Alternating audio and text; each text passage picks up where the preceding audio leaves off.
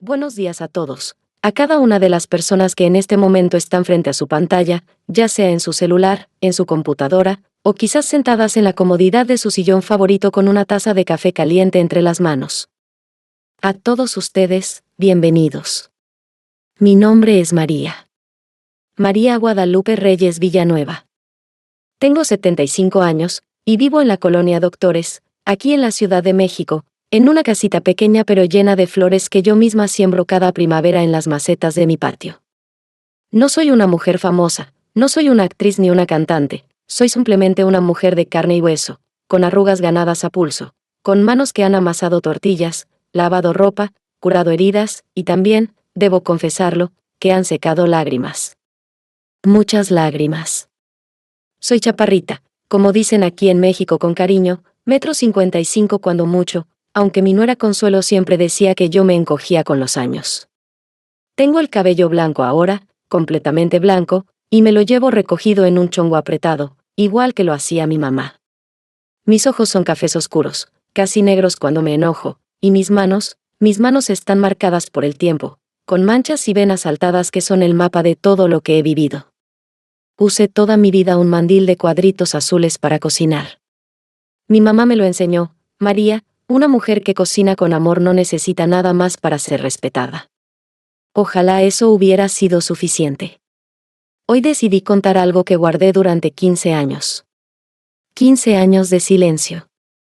15 años de tragarme el coraje, la humillación y también, por qué no decirlo, la satisfacción silenciosa de ver cómo la vida, con su sabiduría infinita, pone a cada quien en su lugar. Porque hay historias que pesan tanto que si no las compartes terminan aplastándote, y yo ya no quiero cargar más con este peso sola.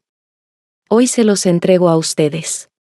Hoy les voy a contar cómo mi esposo, el hombre con quien viví 38 años, con quien cría 4 hijos, con quien compartí una cama, una mesa, un techo y lo que yo creía que era un amor inquebrantable, me cambió por una mujer más joven cuando yo tenía 60 años. 60 años, ¿pueden creerlo? Y les voy a contar también lo que pasó después. Porque lo que pasó después, él jamás lo vio venir. Pero antes de que continúe con mi historia, necesito pedirles un favor enorme, un favor que viene desde el fondo de mi corazón de abuelita. Si esta historia les está tocando algo por dentro, si sienten que vale la pena escucharla, por favor denle like a este video. Ese pequeño corazoncito rojo que aparece ahí abajo es la manera en que ustedes me dicen: María, aquí estoy, te estoy escuchando. Y si todavía no se han suscrito a este canal, por favor háganlo. Ese botoncito de suscripción no les cuesta nada, pero para mí significa todo, significa que no estoy hablando sola, que mis palabras llegan a alguien. Y también quiero preguntarles, ¿desde dónde me están escuchando hoy? ¿Están en México, en Colombia, en España, en Estados Unidos? Déjenme su país y su ciudad en los comentarios, porque a veces uno cree que está completamente solo en su dolor y luego descubre que hay miles de personas al otro lado de la pantalla viviendo algo muy parecido. Eso es lo más bonito de este canal, que nos encontramos. Que nos reconocemos. Y que en ese reconocerse, algo sana. Bueno, ya les prometo que continúo con mi historia. Acomódense, porque lo que les voy a contar es largo, pero cada palabra es verdad. Nací el 16 de septiembre de 1950, justo el día de la independencia de México. Mi mamá siempre decía que eso era una señal del cielo, que yo iba a ser una mujer libre. Si ella pudiera verme ahora, creo que estaría orgullosa, aunque el camino para llegar a esa libertad fue muy largo y muy doloroso. Nací en Iztapalapa, en una vecindad de la calle Ermita donde vivían 12 familias apretujadas alrededor de un patio central con una sola llave de agua.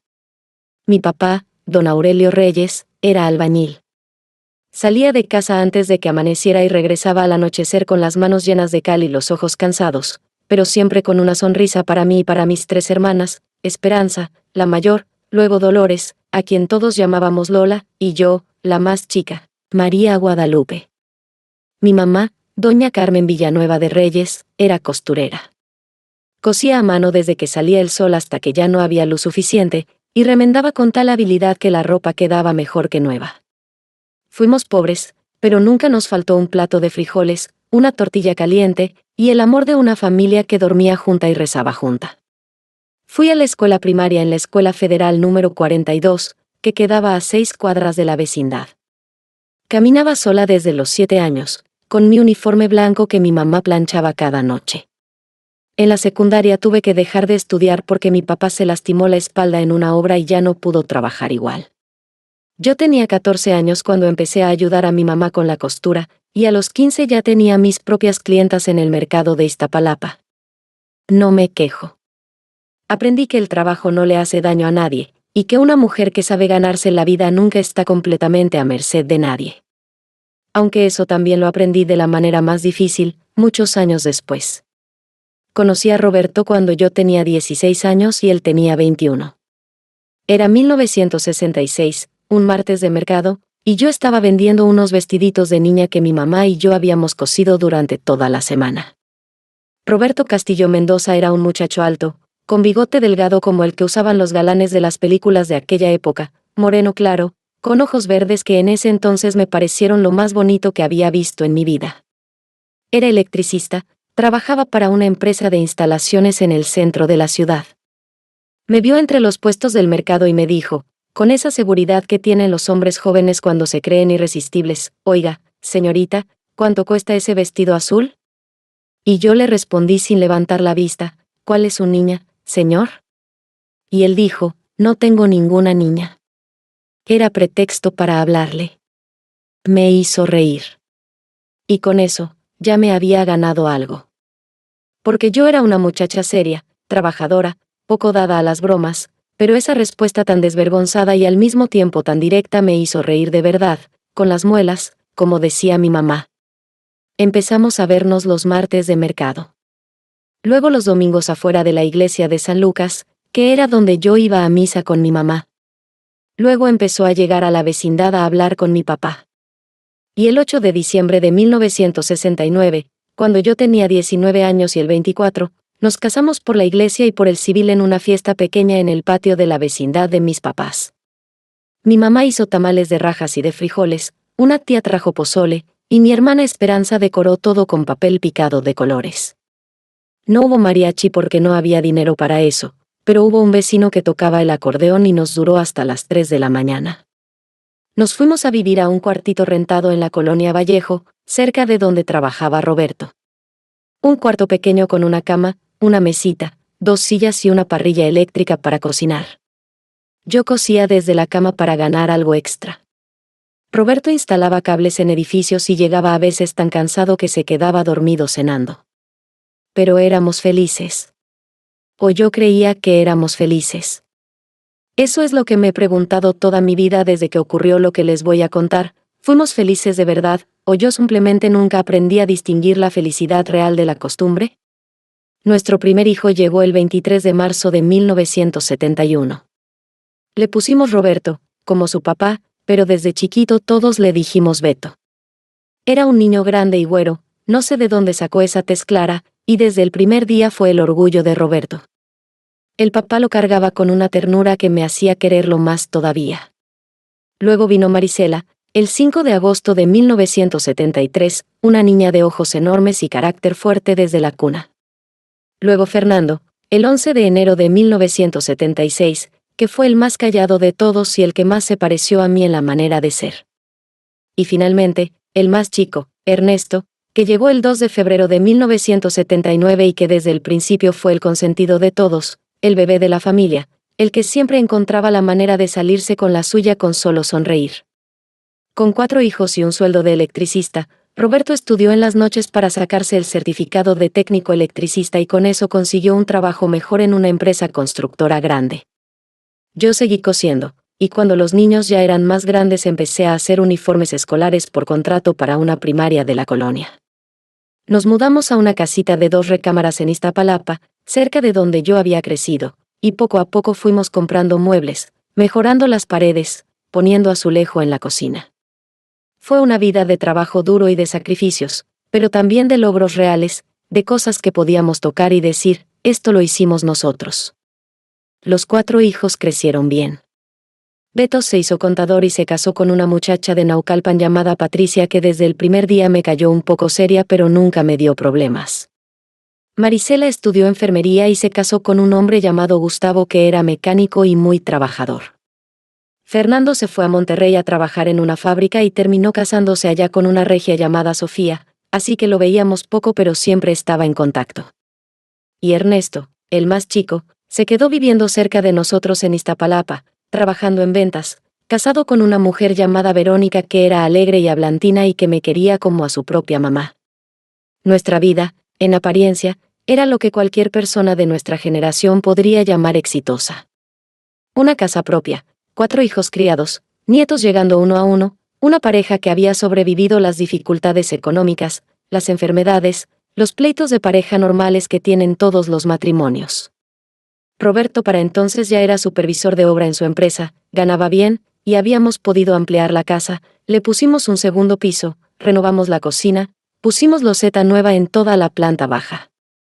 Yo seguía cosiendo aunque ya no por necesidad sino porque me gustaba, y los domingos íbamos todos a misa a la parroquia de la Purísima Concepción y luego a comer todos juntos en mi cocina, que olía a mole o a caldito de res o a carnitas, dependiendo de la semana. Pero hay cosas que uno no ve aunque estén justo enfrente. Hay señales que el corazón registra pero que la mente se niega a interpretar porque interpretarlas significaría enfrentarse a una verdad que lo cambia todo. Y yo, durante años, tuve esas señales frente a mis ojos y las ignoré, las expliqué, las justifiqué, les puse otro nombre para no tener que llamarlas por lo que eran. La primera señal que no quise ver fue en el año 2002. Roberto tenía 57 años y yo 52. Los hijos ya estaban grandes, los nietos empezaban a llegar, y Roberto de pronto comenzó a arreglarse de manera diferente. Siempre había sido un hombre limpio y bien presentado, pero esto era distinto. Empezó a comprarse ropa nueva, ropa más moderna, no la típica camisa de vestir y el pantalón de casimir que usaba para trabajar, sino jeans, camisas de colores, zapatos de piel con suela delgada. Empezó a ponerse colonia, una colonia nueva que olía diferente a la que siempre había usado. Empezó a ir al gimnasio 3 veces por semana, cosa que nunca había hecho en su vida. Yo lo veía y pensaba, qué bueno que se está cuidando. Ya estamos llegando a la edad en que hay que cuidarse. Me alegraba, incluso. Le decía, Roberto, qué bien te ves con esa camisa. Y él sonreía, pero era una sonrisa que ahora, con la perspectiva de los años, reconozco como la sonrisa de alguien que está pensando en otra persona mientras recibe tu cumplido. También empezó a llegar tarde del trabajo. No todos los días, pero sí 2 o 3 veces por semana. Decía que había reuniones, que el jefe lo necesitaba, que había un proyecto complicado que requería su presencia.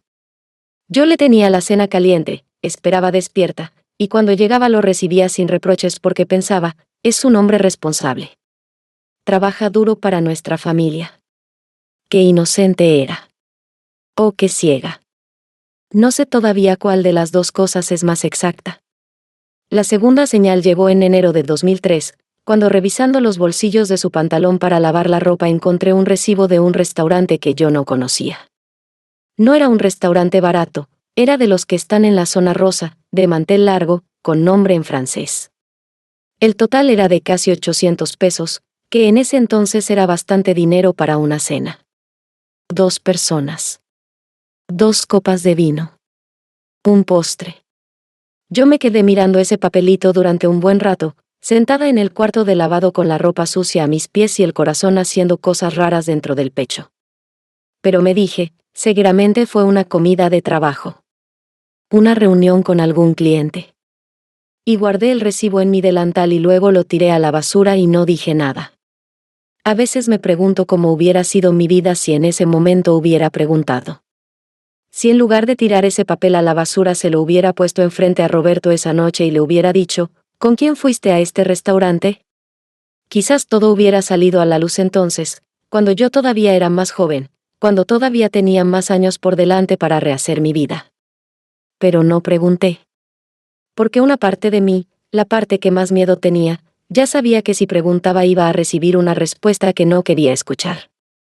El año 2004 fue el año en que Roberto empezó a usar teléfono celular. Todos empezaban a usarlos en esa época, así que no me pareció extraño. Pero sí me pareció extraño que lo llevara siempre encima, incluso al baño, incluso a dormir. Una noche me desperté a las 2 de la mañana y él no estaba en la cama. Fui a buscarlo y lo encontré en la sala, hablando en voz muy baja por teléfono. Cuando me vio, cortó la llamada de inmediato y me dijo que era un compañero del trabajo que tenía un problema. A las 2 de la mañana, le pregunté. Sí, ya sabes cómo es el Chucho, siempre con sus dramas, me respondió, y se rió de una manera que me pareció demasiado ligera, demasiado fácil. Regresé a la cama. Tardé mucho en volver a dormirme. Pero seguí callada. Seguí haciendo las tortillas, el arroz, el frijol, la sopa de pasta. Seguí lavando su ropa, planchando sus camisas, esperándolo despierta. Seguí siendo su esposa de la manera en que mi mamá me había enseñado a hacerlo, con paciencia, con abnegación, sin hacer escenas, sin reproches, confiando en que el matrimonio era sagrado y que los problemas se resolvían con amor y con fe. Eso era lo que me habían dicho toda la vida. Eso era lo que yo creía. El problema es que mientras yo aplicaba todo eso, del otro lado había alguien que no estaba aplicando nada de lo mismo. En octubre de 2005 fue cuando la vida me puso la realidad enfrente de una manera que ya no pude ignorar. Fue un miércoles, lo recuerdo perfectamente porque ese día yo había ido al mercado de Jamaica a comprar flores para el altar de la Virgen que tengo en mi sala. Regresé a casa más temprano de lo habitual, como a las 12 del mediodía, porque el mercado estaba muy lleno y ya me dolían los pies. Cuando entré a la casa escuché el teléfono fijo sonando. Lo contesté. Era una mujer. Bueno, dije. Hubo un silencio. Bueno, repetí. Y entonces la voz al otro lado dijo, ¿es usted la señora de Roberto Castillo? Sí, respondí. ¿Quién habla? Otro silencio. Y luego, con una calma que me heló la sangre, la voz dijo, señora, discúlpeme. Yo no quería llamarle así. Pero llevo 2 años pidiéndole a Roberto que le diga la verdad y él no lo hace. Me llamo Alejandra. Tengo 28 años. Y Roberto y yo llevamos 3 años juntos. El mundo se me vino encima. No es una metáfora. Es literal. Sentí que el suelo de mi cocina se movía, que las paredes se inclinaban, que el aire se volvía espeso e imposible de respirar. Me senté en una silla porque las piernas ya no me sostenían. El teléfono todavía en la mano, la voz de esa mujer siguiendo al otro lado, diciéndome cosas que yo no alcanzaba a procesar del todo porque cada palabra era como un golpe en el pecho. Alejandra tenía 28 años. Roberto tenía 60. Yo tenía 55. Y ellos llevaban 3 años juntos. 3 años que abarcaban todos los recibos de restaurantes que no pregunté, todas las noches que llegó tarde, todas las llamadas a las 2 de la mañana, toda la ropa nueva y la colonia diferente y las ausencias que yo expliqué de 1000 maneras para no tener que llamarlas por su nombre. ¿Por qué me llama?, le pregunté. Mi voz sonaba extraña, como si viniera de muy lejos. Porque Roberto me prometió que iba a pedirle el divorcio hace 1 año y no lo ha hecho. Porque ya me cansé de esperar. Porque usted tiene derecho a saber. Colgué el teléfono. Me quedé sentada en esa cocina durante no sé cuánto tiempo, rodeada de las flores del mercado que seguían en el papel de China, sin fuerzas para siquiera ponerlas en agua.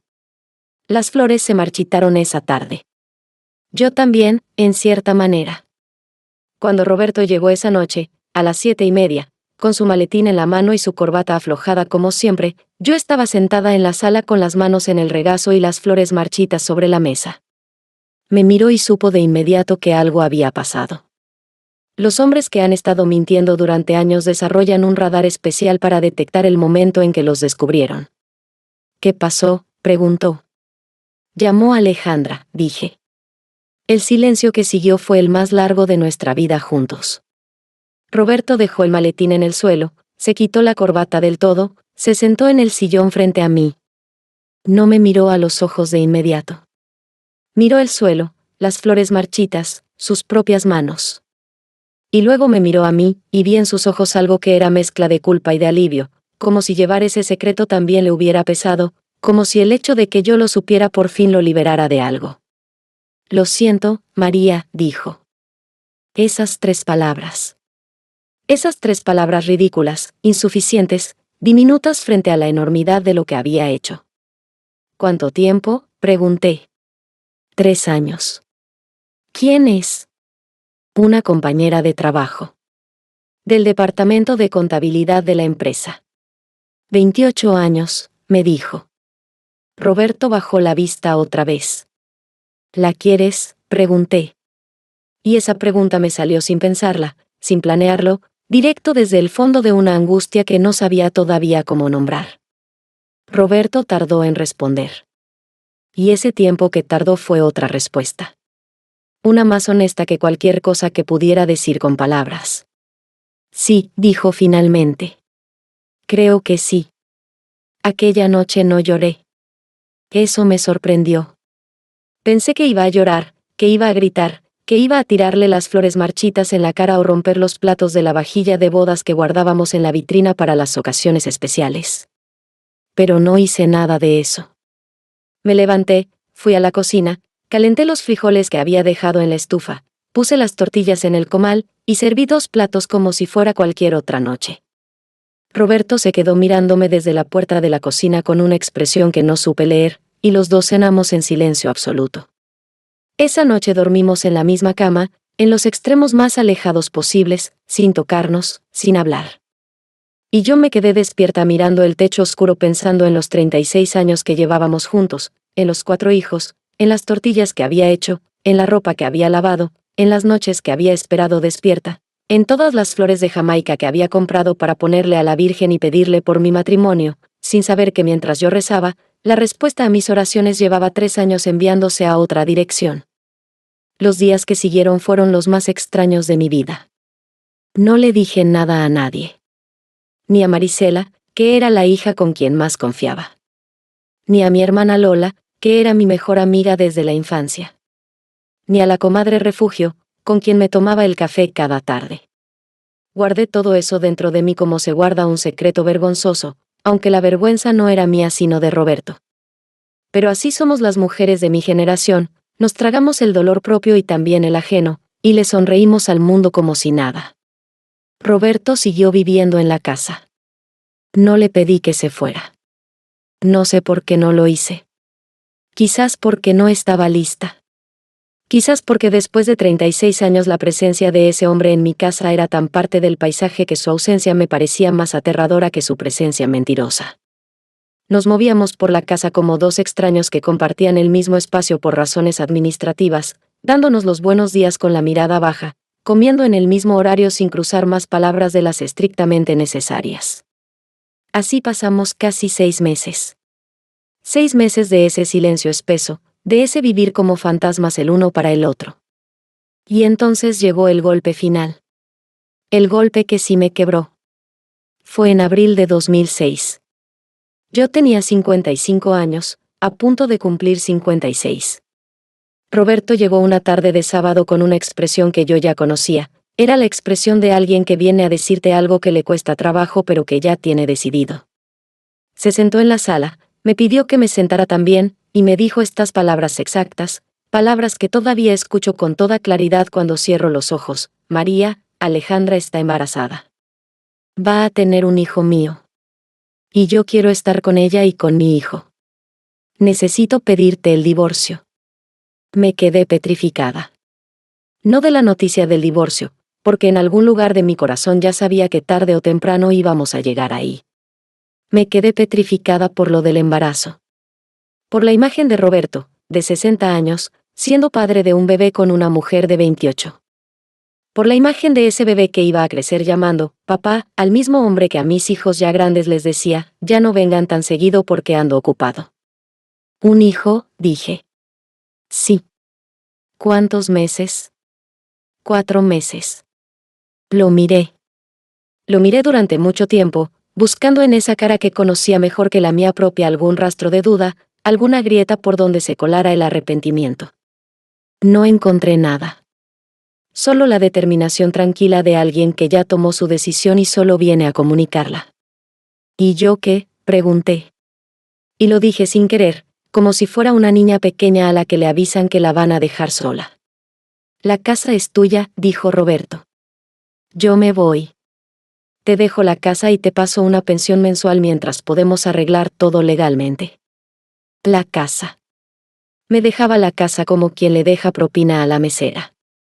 38 años de matrimonio, 4 hijos, canas que me salieron de tanto preocuparme por él, y mi compensación era la casa donde ya vivía y una pensión mensual que sonaría a caridad.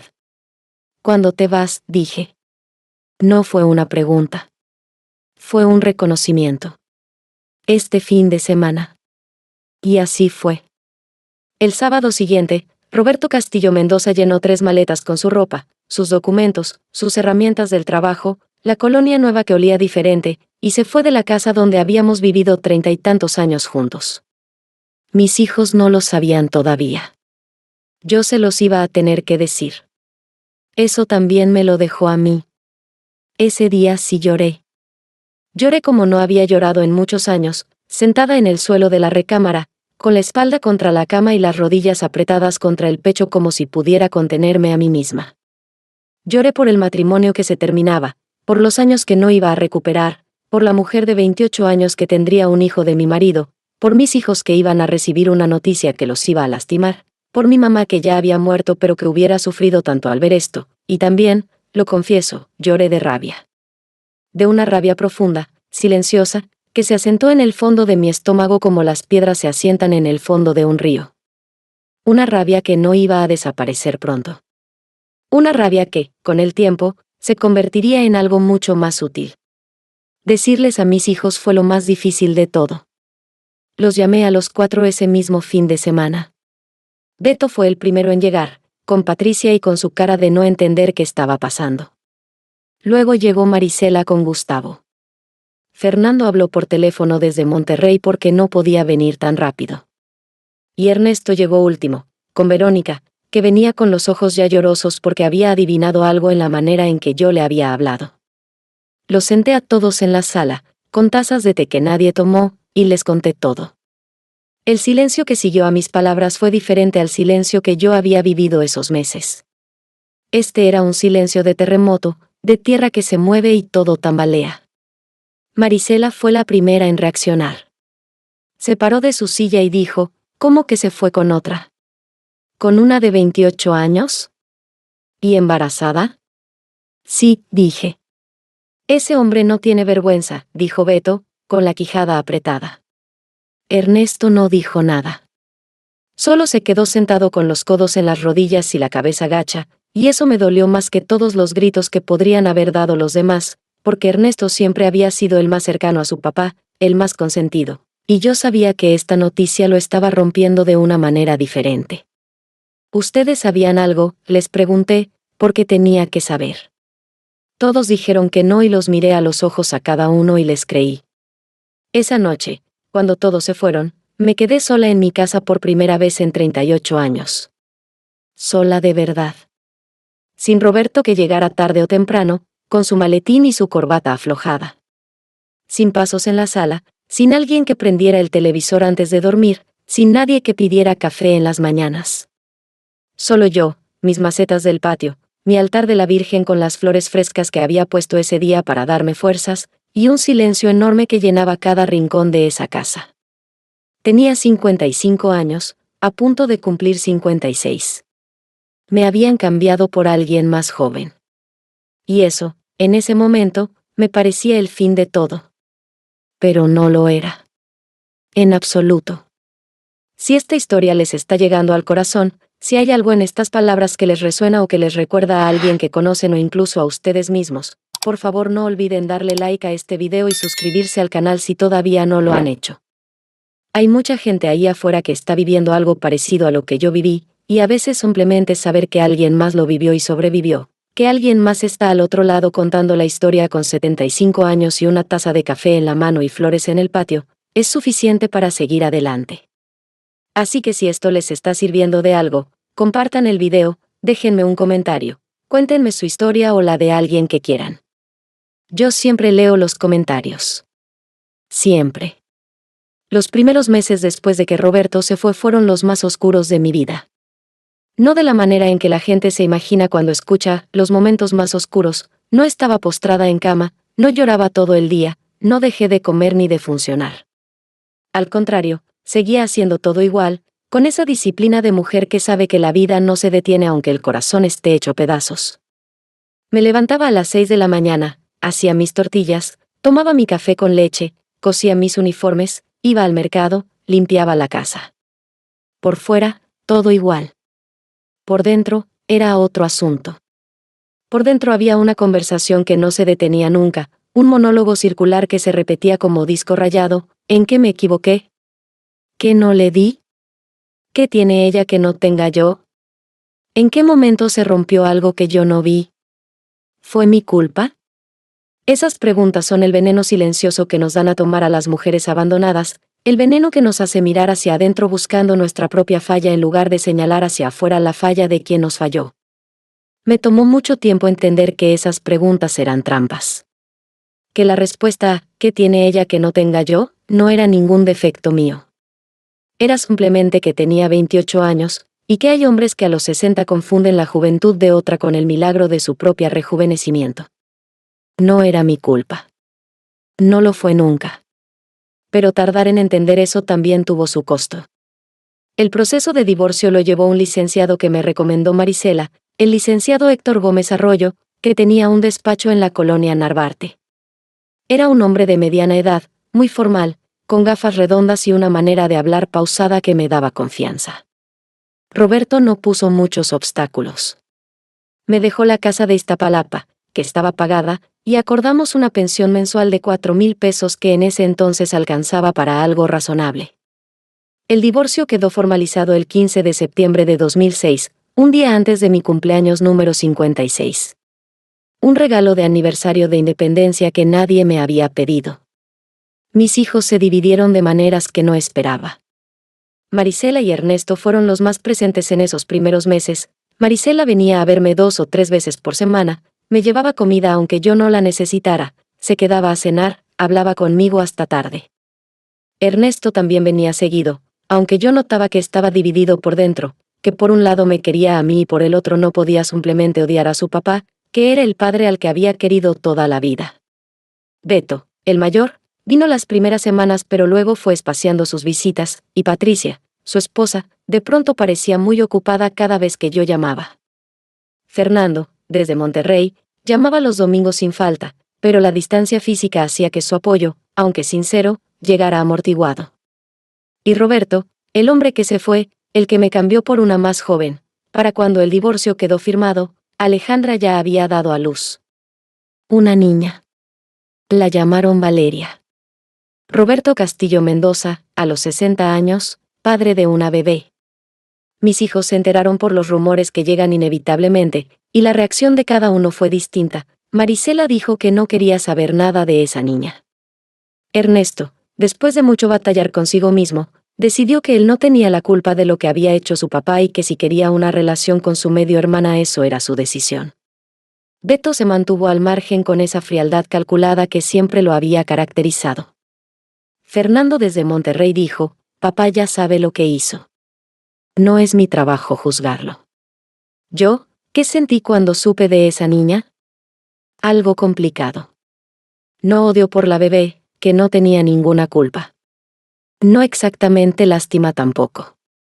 Era una mezcla rara de dolor renovado y de algo que no sé cómo llamar, quizás era el reconocimiento definitivo de que esa otra vida que Roberto tenía era real, que no era una crisis pasajera ni una aventura que se iba a terminar, que ese hombre de 60 años con bigote canoso y zapatos de suela delgada realmente había construido otra familia en paralelo a la mía durante 3 años y ahora esa otra familia era su realidad cotidiana. Viví el año 2007 sola en mi casa de Iztapalapa.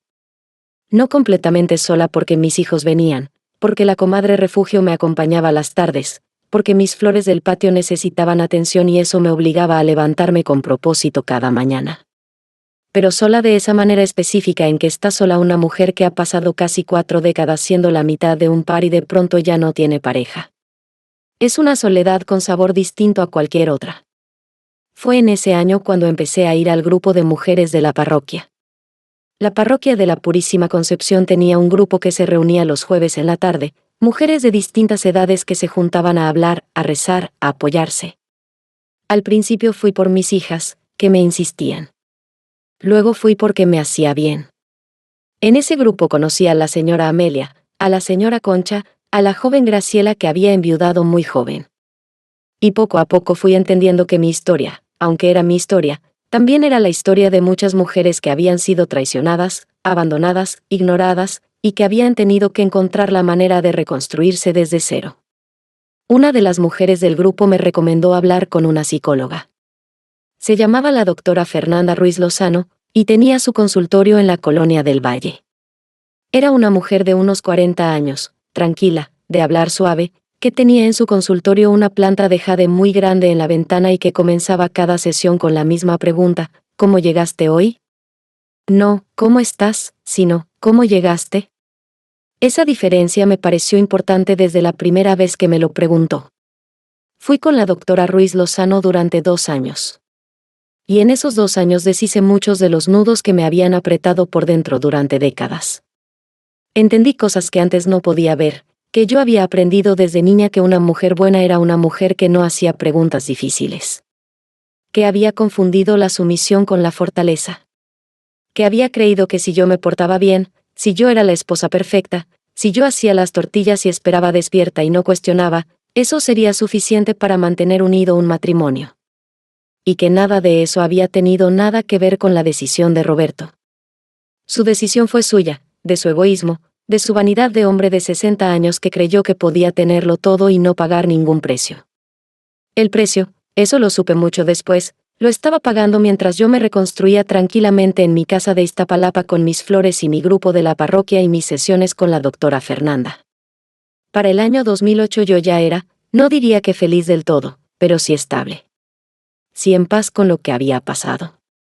Tenía 58 años, 6 nietos en ese entonces, mis 4 hijos con sus vidas, mi costura, mis flores, mis amigas del grupo, mis sesiones de los jueves.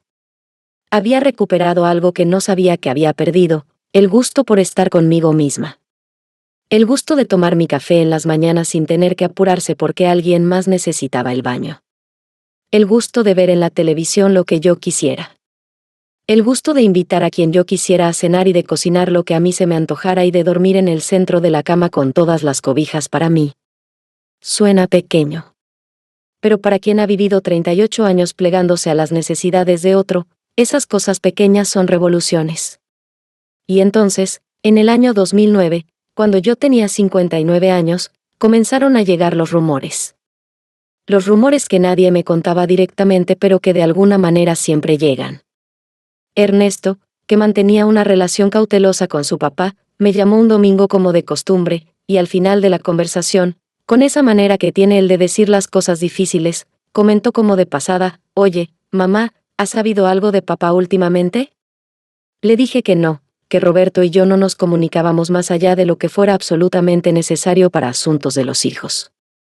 Y Ernesto dijo: «Es que, parece que no está muy bien». Alejandra lo dejó. Me quedé callada un momento. ¿Que lo dejó?, repetí. Sí. Hace como 3 meses. Se fue con la niña. Lo dejó a él en el departamento. Colgué el teléfono de Ernesto y me fui al patio a regar mis plantas. Era un domingo de marzo, hacía buen tiempo, y el jazmín que había sembrado el año anterior estaba por fin floreciendo. Me quedé un rato ahí, con la manguerita en la mano, escuchando el agua caer sobre la tierra, y sentí algo que me sorprendió: no sentí alegría. Tampoco sentí pena. Sentí una especie de reconocimiento sereno, como cuando ves que el cielo se nubla y dices: ya vendrá la lluvia, sin sorpresa, sin dramatismo. La vida estaba haciendo lo suyo. Poniendo a cada quien en su lugar, como siempre lo hace, con su paciencia de eternidad y su justicia de largo plazo. Porque la vida tiene su manera de hacer justicia. Siempre. Sin prisas, sin gritos, sin que nadie tenga que intervenir. Solo hay que tener la paciencia suficiente para esperar. Y yo, que había aprendido la paciencia a fuerza de tortillas y de madrugadas y de 40 años siendo madre y esposa, yo tenía toda la paciencia del mundo. Pero lo que vino después fue algo que ni con toda mi paciencia había anticipado. Sé que esta historia es difícil de escuchar. Sé que hay partes que quizás les recuerdan cosas que ustedes mismos han vivido o que han visto vivir a alguien que quieren. Y quiero pedirles que si esto les está ayudando, Si esta historia de una mujer de 75 años que se sienta a contarles lo que vivió les está dando algo, ya sea fuerza, consuelo, o simplemente la sensación de no estar solos en esto, por favor denle like al video, suscríbanse al canal, y compartan esto con alguien que lo necesite. Tenemos una comunidad hermosa aquí, gente de México, de Colombia, de Argentina, de España, de todas partes, y juntos nos hacemos más fuertes. Yo sigo aquí, con mi taza de café y mis recuerdos, y todavía me falta contarles la parte más importante de la historia. Porque ya les dije lo que me pasó a mí. Ahora viene lo que le pasó a él. Y eso, mis queridos, eso sí que él jamás lo vio venir. Para el año 2010 yo cumplí 60 años. Mis hijos me organizaron una fiesta en la casa de Marisela, una fiesta pequeña pero llena de cariño, con piñata y todo, y mis nietos cantando las mañanitas con sus voces desafinadas y hermosas. Me regalaron una pulsera de oro con sus nombres grabados y lloré de emoción. Era el tipo de cumpleaños que uno no esperaba que fuera bonito y resulta ser el más bonito de su vida. Tenía 60 años, estaba divorciada, vivía sola, pero tenía salud, tenía a mis hijos, tenía a mis nietos, tenía mis flores y mi costura y mis amigas de la parroquia. Tenía, descubrí esa noche, suficiente. Roberto también cumplía años ese año. Cumplía 65. Y según Ernesto, los cumplía solo en un departamento rentado en la colonia Narvarte, con la pensión que le pagaba la empresa, sin Alejandra que se había ido hacía más de un año llevándose a la niña Valeria. Yo no supe nada de esto directamente. Me enteré de los pedazos que Ernesto dejaba caer sin querer en nuestras conversaciones dominicales. Nunca le pregunté. No era mi vida. Ya no. Siguieron pasando los años. Mis hijos iban creciendo en sus vidas, mis nietos creciendo también, y yo fui encontrando un ritmo de vida que era completamente mío, construido a mi medida, sin tener que acomodarme a los horarios ni los gustos ni los estados de ánimo de nadie más. Empecé a tomar clases de bordado los lunes en la Casa de Cultura de Iztapalapa. Empecé a hacer caminatas en el parque con la señora Amelia del grupo de la parroquia. Empecé a cocinar cosas nuevas, experimentos que nunca había intentado porque Roberto era muy de gustos fijos. María, ¿para qué haces cosas raras si sabes que a mí me gusta el mole y la sopa de fideo? Ahora yo hacía lo que se me antojaba. Un día hice un pozole verde que jamás había intentado. Otro día hice unas enchiladas en salsa de chipotle que resultaron extraordinarias. Pequeñas libertades. Pequeñas victorias cotidianas. En el 2013, Ernesto me contó que su papá había tenido problemas de salud. Nada gravísimo en ese momento, presión alta, un susto con el corazón que le dijo el médico que era una arritmia leve, diabetes que estaba empezando. Roberto tenía 67 años y vivía solo, y ese cúmulo de condiciones médicas manejadas en soledad empezaban a hacer mella. Ernesto lo iba a ver de vez en cuando, más por sentido del deber que por cercanía real, y me contaba que el departamento de su papá estaba descuidado, que Roberto cocinaba mal o simplemente no cocinaba, que a veces se olvidaba de tomar sus medicamentos. Yo escuché todo eso sin hacer comentarios. No era mi problema. Hacía 7 años que no era mi problema. Pero entonces llegó el año 2015. Y con él, algo que no esperaba. Era un martes de octubre. Yo estaba en mi cocina haciendo unas quesadillas de huitlacoche que había comprado en el mercado, el radio encendido con las noticias, cuando sonó el teléfono fijo. Contesté sin mirar quién llamaba. Bueno. Una voz conocida. Vieja. Diferente a como la recordaba, más opaca, más rasposa, pero inconfundible. María. Soy yo. Roberto. El silencio que siguió fue diferente a todos los silencios que esa voz me había generado antes. No fue el silencio del descubrimiento de 2005. No fue el silencio del dolor de 2006. Fue un silencio de otra clase, un silencio de ecuanimidad. De alguien que escucha un nombre del pasado y lo reconoce pero ya no le teme. Roberto, dije. No fue una pregunta. Solo su nombre. Sí. Necesito hablarte. ¿Tienes un momento? ¿Qué pasó? Una pausa. Una pausa larga que me dijo antes de que dijera una sola palabra más lo que venía. Estoy enfermo, María. Tuve un infarto hace 2 semanas. Estoy saliendo del hospital. Estoy solo. Y necesito pedirte algo. Y ahí estaba. Ahí estaba la razón de esa llamada que no había recibido en 9 años. El hombre que me había cambiado por una más joven a mis 55 años, que había tenido una hija con ella, que había construido otra vida convencido de que la juventud de esa mujer era suficiente para sostener todo, ese hombre estaba llamándome desde la soledad de un hospital para pedirme algo. La vida, como siempre, había hecho lo suyo. Solo que ahora tocaba a mí decidir qué hacer con eso. Y lo que hice, mis queridos, lo que hice es la parte de la historia que él jamás vio venir. Me quedé con el teléfono en la mano y el silencio de Roberto al otro lado, ese silencio que pedía algo sin terminar de pedirlo, y sentí el peso de ese momento de una manera muy particular. No era el peso del dolor. Era el peso de la decisión. Porque en ese instante, con las quesadillas de Huitlacoche enfriándose en el comal y el radio de las noticias de fondo y mis manos que sostenían ese auricular con la misma firmeza con que habían sostenido tantas otras cosas difíciles en la vida, yo sabía que lo que respondiera en los próximos segundos definiría quién era yo. No quién había sido. Quién era ahora, a los 64 años, con todo lo que había aprendido y todo lo que había sobrevivido. ¿Qué necesitas, Roberto?, dije. Y lo dije con una calma que me sorprendió a mí misma, porque no era la calma de la indiferencia ni la calma del rencor disfrazado. Era la calma genuina de alguien que ya procesó todo su dolor y ya no necesita nada de la otra persona para estar bien. Necesito que me ayudes a conseguir un lugar donde quedarme mientras me recupero, dijo. El departamento que rento está en 2º piso y el médico dice que no puedo subir escaleras por un tiempo. Y mis hijos, los hijos no pueden recibirme. Beto dice que Patricia no puede tener a nadie en la casa porque está remodelando. Marisela dice que no tiene espacio. Ernesto quiere ayudarme, pero Verónica está embarazada de nuevo y tienen el cuarto ocupado. No tengo a nadie más, María. Solo a ti. Escuché todo eso con atención. Y noten que dije, escuché, no, sentí lástima. Porque lo que Roberto me describía era la consecuencia directa y lógica de las decisiones que él mismo había tomado. Había elegido irse. Había elegido construir otra vida. Esa otra vida lo había dejado solo. Y ahora venía a llamar a la puerta de la vida que había abandonado, esperando que esa puerta siguiera abierta para él. Hubo un tiempo en que esa llamada me hubiera destrozado. Un tiempo en que me hubiera hecho sentir culpable si decía que no, y resentida si decía que sí. Pero ese tiempo había pasado.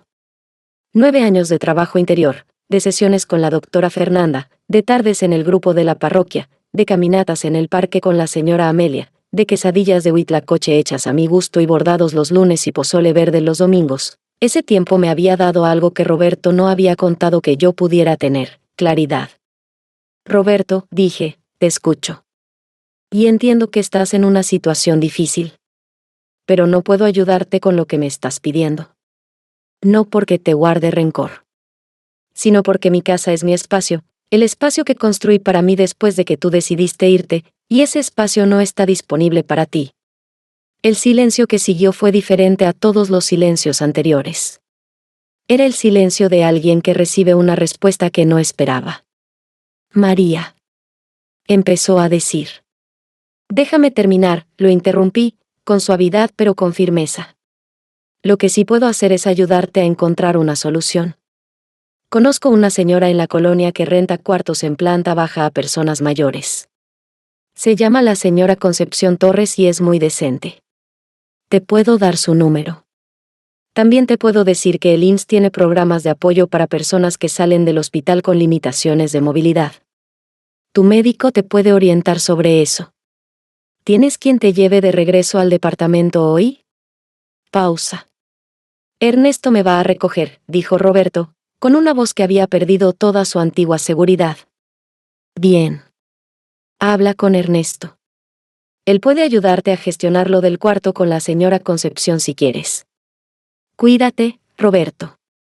Y colgué. Me quedé parada en la cocina durante un momento. Luego fui al comal, saqué las quesadillas ya frías, las puse en un plato, me serví un vaso de agua de Jamaica que había preparado en la mañana, me senté en mi mesa y comí. Sin drama. Sin lágrimas. Sin esa sensación de culpa que antes me habría acompañado inevitablemente después de decirle que no a alguien. Solo yo, mis quesadillas, mi agua de Jamaica, y una paz profunda que venía de haber actuado exactamente de acuerdo a lo que yo era. Esta parte de la historia es muy difícil para mí, no porque me duela contarla, sino porque sé que hay personas escuchándome en este momento que quizás están en una situación similar, que quizás acaban de recibir una llamada parecida o que sienten que si dicen que no son malas personas. Y quiero que sepan algo muy importante: poner límites no es crueldad. Decir, no tengo espacio para ti en mi vida, a alguien que te lastimó no es falta de caridad. Es honestidad. Es respeto por uno mismo. Es el resultado de todo el trabajo que uno hace para reconstruirse después de que alguien te rompe. Así que si están en esa situación, si están escuchando esto y reconociéndose, quiero que sepan que está bien decir que no. Está absolutamente bien. Y si este video les está ayudando a ver eso con más claridad, por favor denle like, suscríbanse al canal, y compartan esto con alguien que lo necesite. Porque hay mucha gente ahí afuera que necesita escuchar exactamente esto. Ahora bien, lo que les acabo de contar fue solo el principio de lo que vendría después.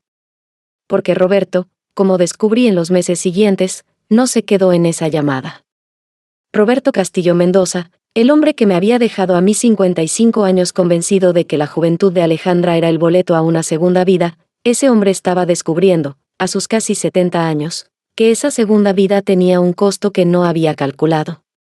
Fue Ernesto quien me fue contando, sin querer hacerlo y sin poder evitarlo, el estado real de las cosas. Roberto había salido del hospital con 2 stents en el corazón, pastillas para la presión, pastillas para la diabetes, pastillas para la circulación, y una recomendación del médico de no estar solo durante los primeros 3 meses. Alejandra, que se había ido hacía varios años llevándose a la niña Valeria, había rehecho su vida completamente, se había casado con otro hombre, más joven que Roberto también, y vivía en Guadalajara. La niña Valeria, que tenía entonces 9 años, llamaba a Roberto de vez en cuando, pero eso era todo. Beto y Patricia seguían con sus vidas en Naucalpan. Marisela tenía sus manos llenas con el trabajo y sus propios hijos. Fernando seguía en Monterrey. Y Ernesto, el más cercano, hacía lo que podía entre sus propias responsabilidades y la culpa silenciosa de no poder hacer más. Roberto terminó quedándose en su departamento de segundo piso, subiendo esas escaleras contra las indicaciones del médico, porque la señora Concepción Torres no tenía ningún cuarto disponible en ese momento. Ernesto iba 2 veces por semana a llevarle mandado y a asegurarse de que estuviera tomando sus medicamentos. Y Roberto, ese hombre que había sido tan seguro de sí mismo, tan convencido de que estaba tomando la decisión correcta cuando se fue con Alejandra, vivía ahora en un departamento descuidado, con las pastillas sobre la mesa de la cocina y una televisión encendida las 24 horas para que no hubiera tanto silencio. ¿Sentí satisfacción al saber eso? Es una pregunta justa y voy a responderla con honestidad. Sentí algo, sí. No fue alegría malintencionada, no fue el placer de ver sufrir a alguien. Fue más bien esa sensación solemne y un poco triste que uno tiene cuando la lógica del mundo confirma lo que ya sabía, que las decisiones tienen consecuencias, que nadie escapa de ellas, y que el tiempo es el árbitro más imparcial que existe. La vida tiene su manera de hacer justicia. Siempre. Y esa justicia no necesita nuestra intervención para funcionar. Solo necesita tiempo. Mientras tanto, mi vida seguía su curso hermoso y tranquilo. En el 2016 celebré el quinceañero de mi nieta Daniela, la hija mayor de Marisela, en el salón de la parroquia, con vestido rosa pálido y vals y todo el escándalo que merecía. Bailé con ella y con mis otros nietos y me reí hasta que me dolió el estómago. En el 2017 viajé por primera vez en mi vida, sola, a Oaxaca, con un grupo de señoras del bordado que organizamos una excursión de 4 días. Comí tlayudas y mole negro y chapulines, que nunca había probado, y me compré blusas bordadas y me tomé fotos en el jardín principal con mi sombrero de palma. A mis 67 años, haciendo cosas que nunca había hecho, yendo a lugares que nunca había visto, siendo exactamente quien quería ser sin pedirle permiso a nadie. Roberto, en cambio, Tuvo un segundo infarto en enero de 2017. Esta vez fue más serio. Estuvo en el hospital casi 3 semanas. Ernesto me llamó para avisarme, no para pedirme nada sino simplemente para que yo supiera, y yo le agradecí que me avisara y le dije que le mandaba mis respetos a su papá. Porque eso era lo que yo sentía, respeto por la vida humana, incluso la vida de alguien que me había lastimado. Respeto, pero no responsabilidad. Esa distinción, que me costó años aprender, es quizás la cosa más importante que puedo transmitirles hoy. Fue después de ese segundo infarto cuando Roberto empezó a hacer visitas a los hijos. Visitas que no habían ocurrido antes con esa frecuencia, o que si habían ocurrido eran más cortas, más casuales. Ahora iba a la casa de Ernesto, se quedaba a cenar, preguntaba por los nietos. Iba a ver a Marisela aunque la relación con ella seguía siendo fría porque Marisela jamás le perdonó completamente lo que le había hecho a su madre. Iba a ver a Beto en Naucalpan, aunque esas visitas las hacía menos seguido porque la distancia de Patricia siempre había sido real y no había mejorado con los años. Y entonces, en el 2018, llegó la noticia que nadie esperaba. La noticia que cambió la dinámica de todo y que fue el inicio del episodio final de esta historia. Roberto le dijo a Ernesto, en una de esas cenas, que quería hablar con todos sus hijos juntos. Que tenía algo importante que decirles. Ernesto me llamó ese mismo día para avisarme, con esa manera suya de sonar preocupado sin decir que está preocupado. ¿Sabes tú de qué quiere hablar?, le pregunté. No, mamá. Pero está muy raro. Está como, no sé cómo decirlo. Como arrepentido de algo. Los 4 hijos se reunieron en casa de Ernesto un sábado de marzo. Yo no estuve ahí, por supuesto. No era mi reunión. Pero Marisela me llamó esa misma noche, apenas llegó a su casa, y me contó todo con esa voz que ella tiene cuando está procesando algo que no sabe bien cómo acomodar. Roberto les había dicho que quería pedirles perdón. A los 4. Por haber tomado las decisiones que tomó. Por haberlos puesto en una posición difícil cuando se fue. Por no haber sido el padre presente que debía ser en los años que siguieron al divorcio. Y les había dicho también que quería pedirle perdón a su madre. A mí. Que quería hablar conmigo si yo le daba la oportunidad. Marisela me dijo, mamá, tú decides. Nadie te va a presionar. Pero te lo cuento para que lo sepas.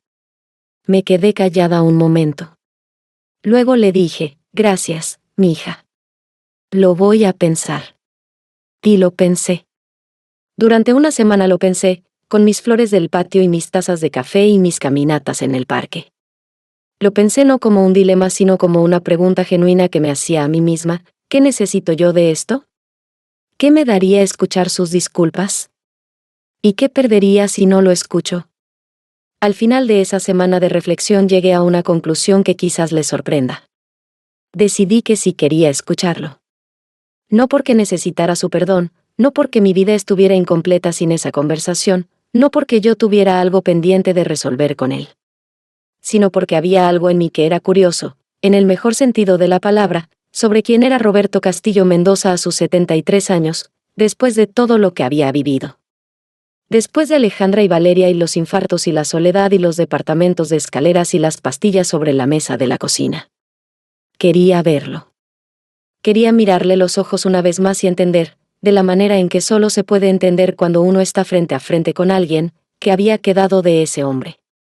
Así que le mandé un recado a través de Ernesto, que podíamos vernos un miércoles por la tarde en mi casa, que le daba 1 hora, y que le pedía que viniera solo. El miércoles que acordamos yo preparé café de olla, de ese que se hace con canela y piloncillo, y compré unas empanadas de cajeta en la panadería de la esquina. No porque quisiera agasajarlo. Sino porque esa es mi manera de estar en el mundo. Yo recibo a la gente con algo caliente y algo dulce, venga quien venga, porque eso lo aprendí de mi mamá y no se lo voy a quitar a nadie, ni siquiera a alguien que me lastimó. Roberto llegó puntual. Toqué la puerta y abrí, y ahí estaba. Tenía 73 años. El bigote ahora completamente blanco, la piel más arrugada, los ojos verdes que me habían parecido tan bonitos en aquel mercado de Iztapalapa en 1966 ahora opacos y un poco cansados. Caminaba con una lentitud que antes no tenía, y traía un bastón ligero de metal que apoyaba discretamente en el suelo con cada paso. Vestía una camisa de cuadros y pantalón de tela, sin nada de la ropa nueva y moderna que había adoptado en los años del engaño. Parecía simplemente un señor mayor. Un señor mayor que había vivido mucho y que cargaba con eso. María, dijo. Pasa, respondí. Lo senté en la sala, le serví café, puse las empanadas en el plato. Él las miró y creo que algo en eso lo conmovió, aunque no dijo nada. Nos sentamos frente a frente, como aquella vez de 2005 con las flores marchitas en la mesa, pero todo era diferente. Yo era diferente. Habló durante casi 40 minutos. Me dijo que había tenido mucho tiempo para pensar, especialmente en los meses del hospital. Me dijo que entendía que no había ninguna manera de reparar lo que había roto. Me dijo que lo que le había hecho a nuestra familia era egoísta y estúpido y que si pudiera regresar el tiempo, no lo haría. Me dijo que Alejandra lo había dejado porque él nunca había sido para ella lo que ella necesitaba, porque la diferencia de edades que al principio le había parecido emocionante con el tiempo se volvió una distancia insalvable, porque ella quería cosas que él ya no podía darle. Me dijo que Valeria lo llamaba de vez en cuando pero que era como llamarle a un extraño, porque él no había estado presente en los años más importantes de la niñez de su hija. Me dijo que había pasado los últimos años entendiendo, de la manera más dura, que había cambiado algo real y construido por algo que resultó ser ilusión. Yo lo escuché todo sin interrumpirlo. Y cuando terminó de hablar, lo miré y dije, Roberto, te agradezco que hayas tenido el valor de decirme todo eso. Sé que no es fácil. Y quiero que sepas que no te guardo rencor. Hace mucho tiempo que no te guardo rencor. Perdoné, no por ti, sino por mí, porque cargar con el rencor me hacía daño a mí, no a ti. Pero también quiero que sepas algo más. Me miró. El daño que hiciste no fue solo a mí. Fue a tus hijos, que tuvieron que escoger entre sus padres cuando eran adultos y eso no tiene edad para no doler. Fue a tu hijo Ernesto que se partió en dos tratando de quererte a ti y de no lastimarme a mí. Fue a Marisela que tardó años en volver a confiar en los hombres después de ver lo que le hiciste a su madre. Fue a Beto que se volvió más frío de lo que ya era porque aprendió que las personas en las que confías pueden decepcionarte. Y fue a ti mismo.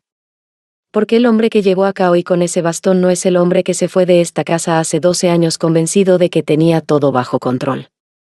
Ese hombre pagó un precio. Y ese precio no lo puse yo. Lo puso la vida. Roberto bajó la cabeza. Lo sé, dijo. Bien. Entonces ya podemos cerrar esto. Le ofrecí otra taza de café. Él la aceptó. Estuvimos un rato más en silencio, pero era un silencio diferente a todos los anteriores. Era el silencio de dos personas que ya no tienen nada que reclamarse. El silencio del final de algo que llevaba muchos años terminando. Cuando Roberto se fue esa tarde, caminando despacio con su bastón hacia el carro de Ernesto que lo esperaba en la calle, yo cerré la puerta, recogí las tazas de café, lavé el plato de las empanadas, y salí al patio a revisar mis flores. El jazmín estaba florecido. Las begonias estaban espléndidas. La planta de nopalitos que había sembrado el año anterior daba sus frutos puntual como siempre. Me senté en mi silla de patio con el último café de la tarde y miré el cielo que se iba poniendo naranja sobre los techos de Iztapalapa. Y pensé, aquí estoy. Aquí estoy yo, María Guadalupe Reyes Villanueva, 68 años, mis flores, mi casa, mis hijos, mis nietos, mi vida. El hombre que creyó que cambiarme por alguien más joven era el principio de algo mejor acaba de irse de aquí con un bastón y 12 años de consecuencias encima.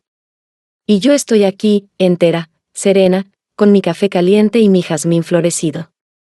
Nunca es tarde para empezar de nuevo. Eso es lo que aprendí. Pero tampoco es tarde para reconocer que a veces no hay que empezar de nuevo, a veces lo que uno tiene que hacer es simplemente continuar siendo quien siempre fue, con más claridad, con más paz, con más flores en el patio. Roberto murió el 4 de agosto de 2020. Tenía 74 años. Fue un derrame cerebral, rápido, mientras dormía. Ernesto me llamó esa mañana temprano y yo recibí la noticia con la serenidad que me había tomado años construir.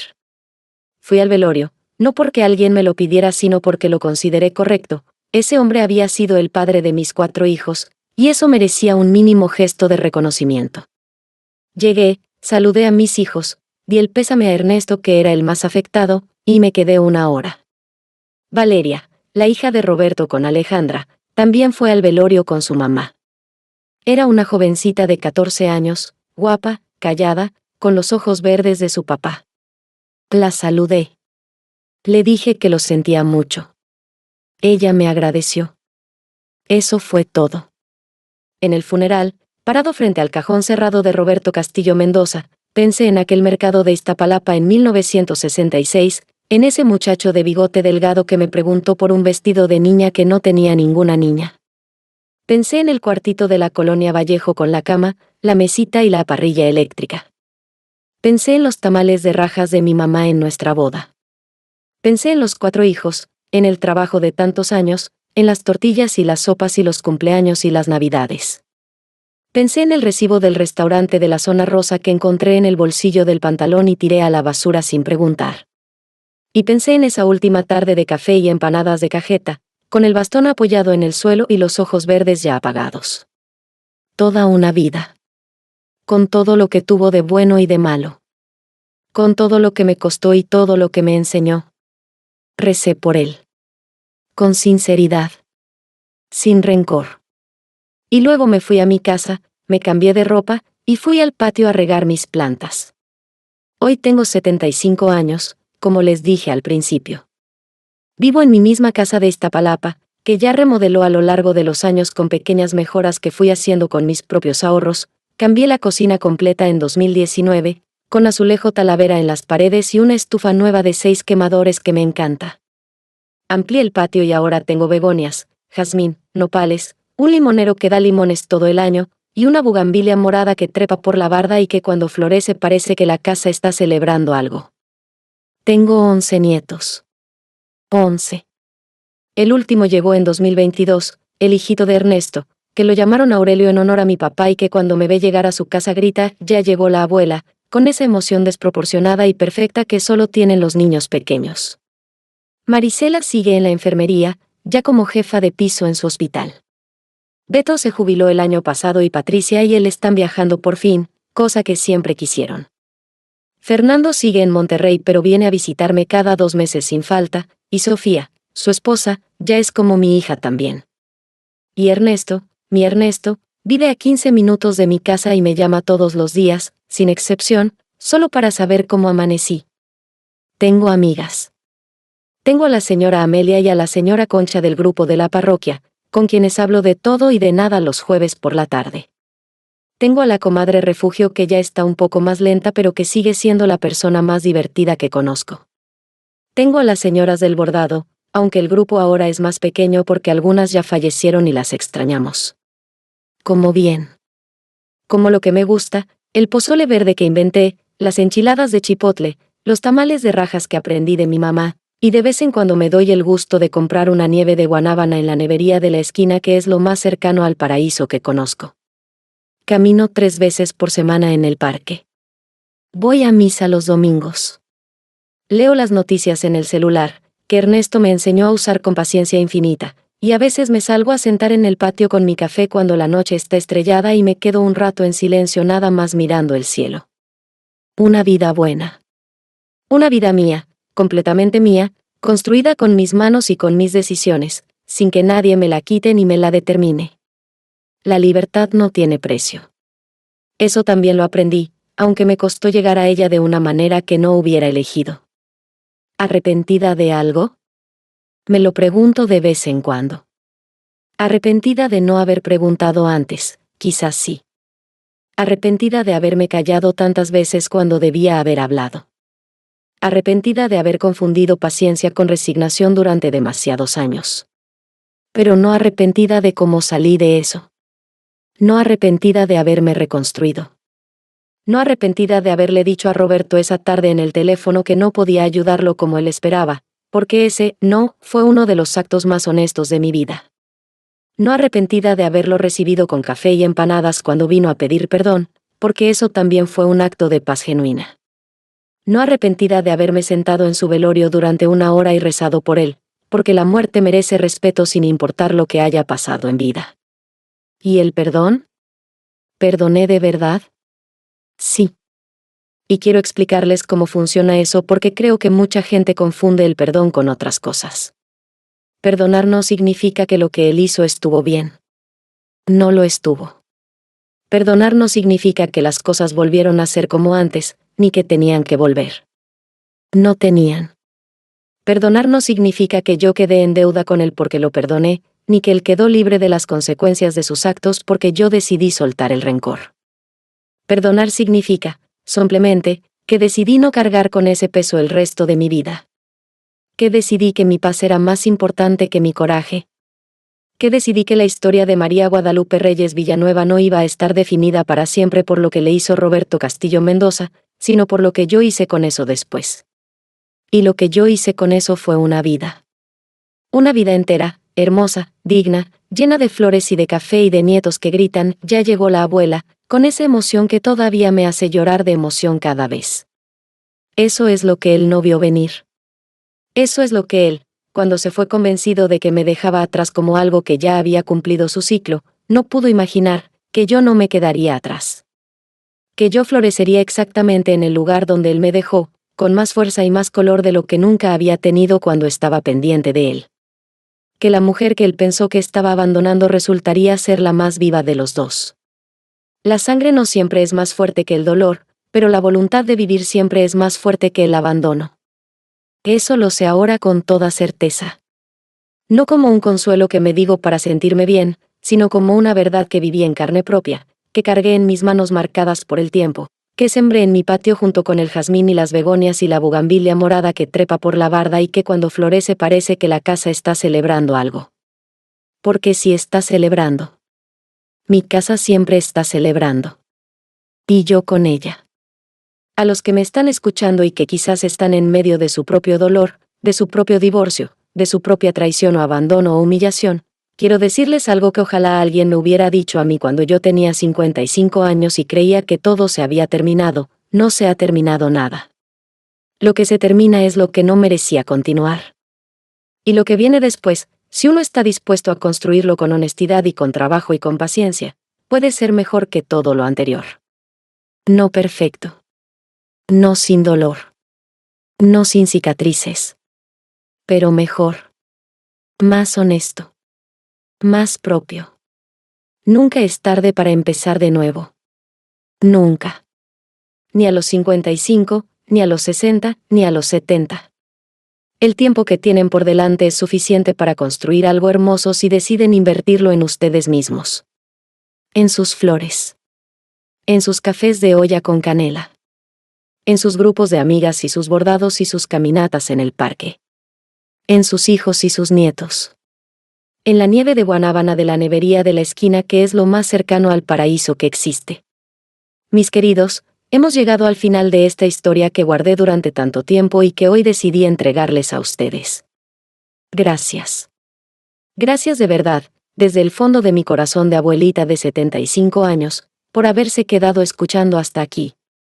Por haberle dado su tiempo a la historia de esta mujer chaparrita de cabello blanco y manos marcadas que vivió todo esto y aquí está, con su taza de café y sus flores en el patio, contando celos.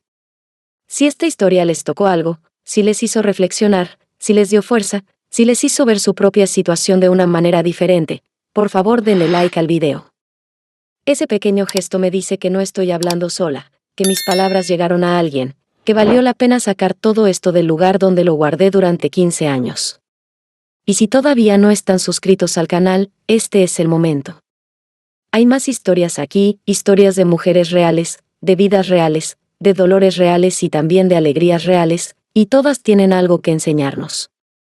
Hagan clic en la campanita para que les avise cada vez que subamos algo nuevo. Y déjenme su historia en los comentarios. No tienen que contar todo, pueden contar lo que quieran. Pueden decir solo dónde están, desde qué ciudad o qué país me están escuchando. Pueden decir si algo de lo que conté les resonó. Pueden escribir el nombre de alguien que quieran que escuche esto. Yo leo todos los comentarios. Todos. No siempre puedo responderlos todos, pero los leo, y cada uno me importa.